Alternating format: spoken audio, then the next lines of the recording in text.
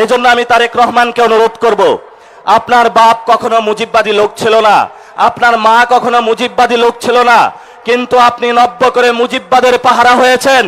এই মুজিববাদের পাহারাদার হয়ে যদি বাংলাদেশের জনগণের সামনে আপনি দাঁড়ান, আমরা যারা মুজিববাদের দোষর তাদের সাথে এক সেকেন্ডের জন্য তাদের প্রতি আমরা আঘাতে পরোয়া করব না ইনশাআল্লাহ। প্রিয় উপস্থিতি, আপনারা জানেন এই বৈষম্যের বিরুদ্ধে যখন আমরা রাজপথে নেমেছিলাম, এরপরে আমাদের সামনে তিনটি এজেন্ডা ছিল। একটি অন্যতম এজেন্ডার মধ্যে ছিল একটি গণতান্ত্রিক বাংলাদেশ। যেই দলটি গত 17 বছর লড়াই করেছিল বাংলাদেশে গণতন্ত্র কায়েমের জন্য, তারা এই 24-এর গণ অভ্যুত্থানের পরে ইলেকশন ইঞ্জিনিয়ারিং এর মাধ্যমে এই গণতন্ত্রকে তারা নিজে গলা টিপে বাংলাদেশের বুকে হত্যা করলো। এবং আমরা দেখতে পেলাম তারা সেই দিল্লির কুখ্যাত সন্ত্রাসী মাফিয়া গোষ্ঠী আওয়ামী লীগের সাথে হাত মিলিয়ে বাংলাদেশের জনগণের উপরে আবার নতুনভাবে যারা গত 17 বছর আমাদের উপরে অত্যাচার নির্যাতন নিপীড়ন চালিয়েছিল, এসালাম এবং বেক্সিমকো থেকে যেই ধরনের ব্যবসায়িক জঙ্গি গোষ্ঠী জনগণের উপর অত্যাচার করেছিল, তাদেরকে আবার এই পার্লামেন্টে তারা জায়েজ করে নিল।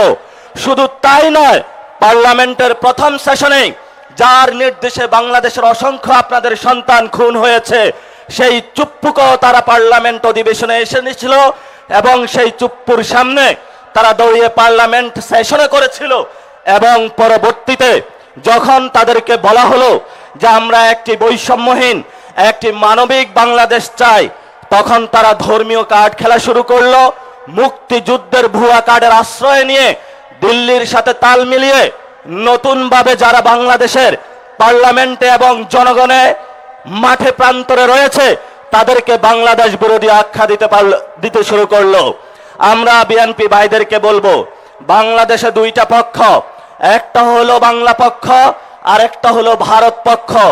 আপনারা যদি ভারত পক্ষে গিয়ে থাকেন, বাংলা পক্ষের সাথে আপনাদের কঠিন লড়াই হবে এবং এই লড়াই যদি আপনাদের আবারই পতন হয়, তাহলে সেই পতনে আমাদের কোনো কিছু করার থাকবে না, কারণ আপনার পতন আপনি নিশ্চিত করছেন।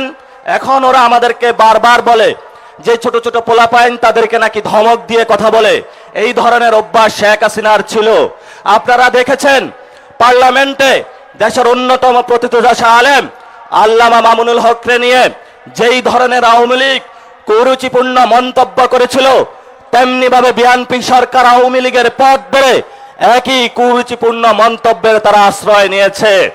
এবং সাথে সাথে তারা যে বিষয়টা জঘন্য কর্মকাণ্ড তারা করলো, তারা দেখলো বাংলাদেশে যতদিন আলেম ওলামা থাকবে, বাংলাদেশে যতদিন ইসলামের পক্ষের লোক থাকবে, বাংলাদেশে যতদিন নীতি নৈতিকতার লোক থাকবে, ততদিন তাদের চাঁদাবাজি সন্ত্রাস দুর্নীতি ভারত নীতির তারা বিরোধিতা করতে যাবে।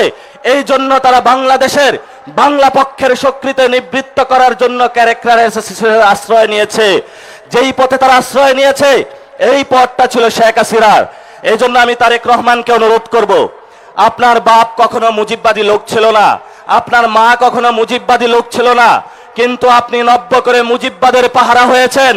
এই মুজিববাদের পাহারাদার হয়ে যদি বাংলাদেশের জনগণের সামনে আপনি দাঁড়ান, আমরা যারা মুজিববাদের দোষর তাদের সাথে এক সেকেন্ডের জন্য তাদের প্রতি আমরা আঘাতে পরোয়া করব না ইনশাআল্লাহ।